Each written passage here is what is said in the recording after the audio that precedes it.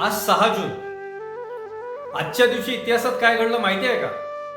6 जून 1674 रोजी छत्रपती शिवाजी महाराज यांचा भव्य राज्याभिषेक सोहळा रायगड किल्ल्यावर संपन्न झाला. या ऐतिहासिक सोहळ्यामुळे हिंदवी स्वराज्याला एक नवीन स्वरूप मिळालं आणि मराठा साम्राज्याच्या नव्या पर्वाची सुरुवात झाली. अभिनव मराठी ज्ञानकोशाचे निर्माते गणेश रंगो भिडे यांचा जन्म 6 जून 1909 रोजी झाला. मराठी भाषेच्या प्रसारासाठी त्यांनी केलेले कार्य हे आजही उल्लेखनीय मानले जाते.